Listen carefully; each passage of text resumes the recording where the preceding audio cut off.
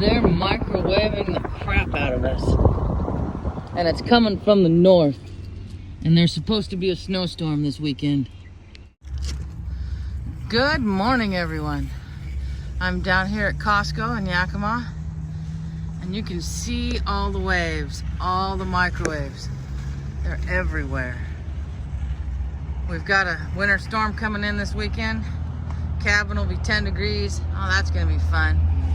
So I think they're preparing for it now. They're doing what they gotta so they can dump on us with snow. All right, guys, much love. I'm out.